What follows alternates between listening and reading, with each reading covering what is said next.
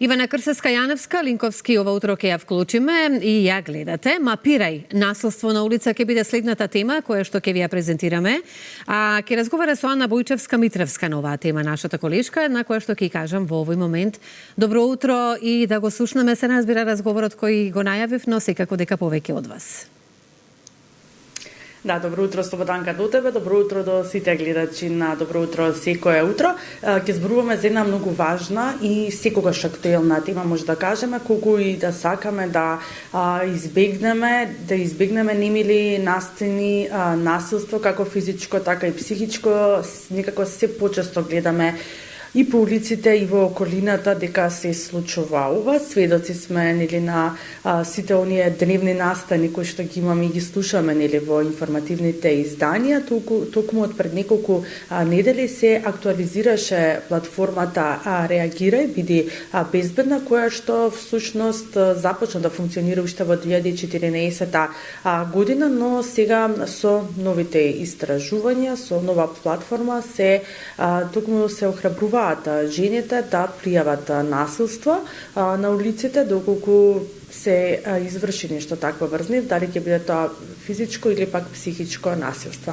Токму оваа платформа ја направија Реактор, истражување во акција. Од тука ќе зборуваме секако со Ана Бојчевска-Митревска, која што е задолжена нели за оваа платформа. Ана, ќе ти посакам добро и убаво утро. Како настана платформата Реагирај биди безбедна, односно што беше мотивот, што ве натера за да направите на ваква страница каде што жените ќе можат да го пријават насилството кое што го трпат или се врши врз нив. Добро утро, Ивана. Реагирај биди безбедна е иницијатива која што произлезе од студијата за опсегот на вознемирување и насилство врз жените и девојките на јавните простори. Реактор прв пат започна со оваа студија и со оваа иницијатива во 2012 година, втор пат го спроведи истражувањето во 2017 година и сега по трет пат го спроведуваме во текот на 2024 и 2025 година. Целта на оваа студија е да го анализира опсегот и формите на насилство врз жените и девојките на јавните простори, но и да види каква е всушност личната перцепција на самите жени за нивната безбедност или небезбедност.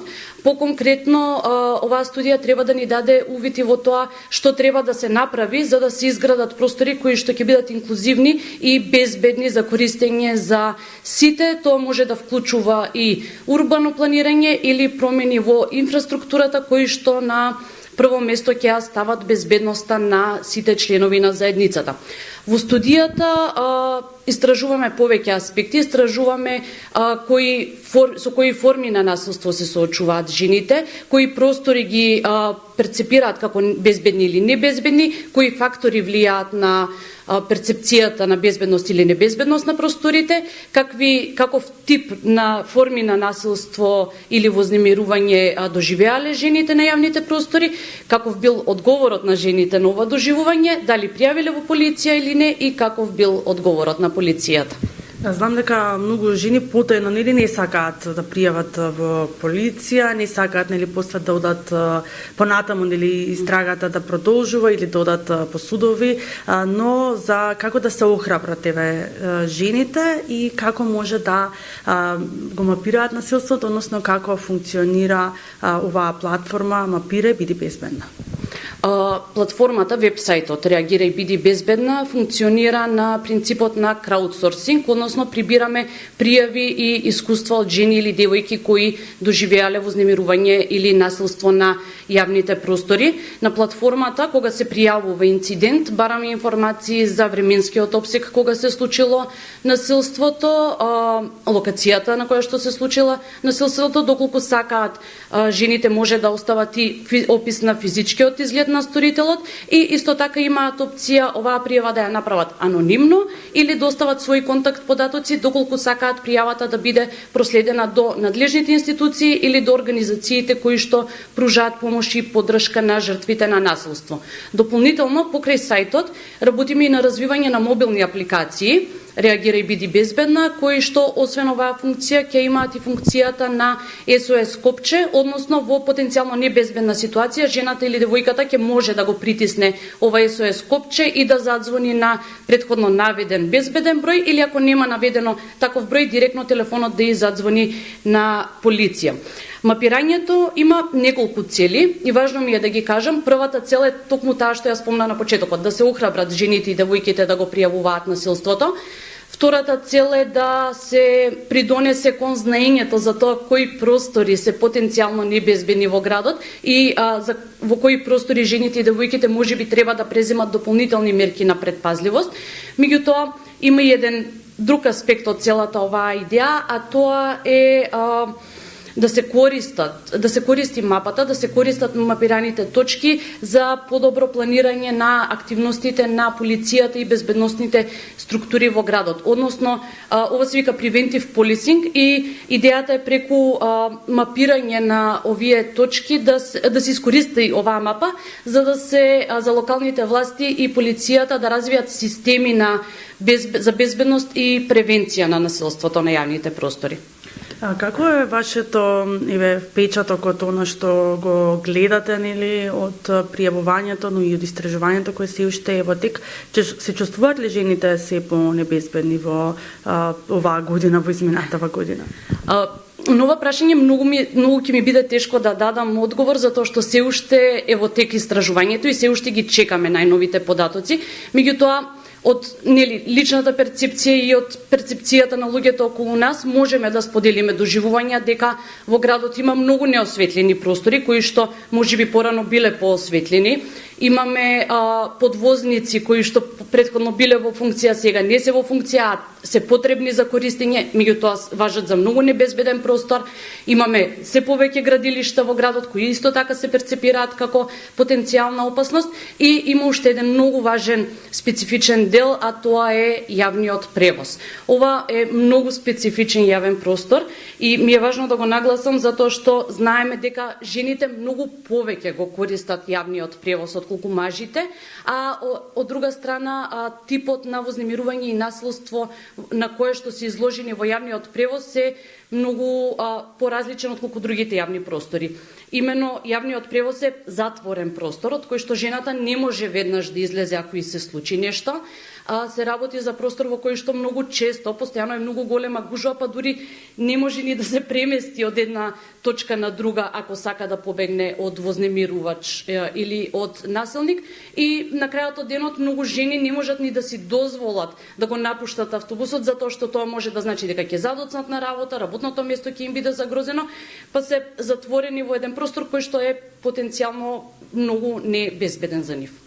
Но како да ги охрабриме жените се да ги пријавуваат овие настани кои што не сакаме нели никој да се случуваат, но за волја на вистината гледаме насилство околу нас на јавните простори насекаде околу нас, па како да се охрабрат жените да го превземат првиот чекор. А верувам дека подоцна со тоа би се решиле овие ситуации, се помалку би имале насилство врз жените на јавните простори. Знаете како, пријавувањето е многу специфична тема на нашите простори. Ние имаме претходни истражувања што покажуваат дека иако 1 од 3 жени биле жртви на некаква форма на насилство во нивниот живот, само 2% од жените го пријавуваат тоа насилство.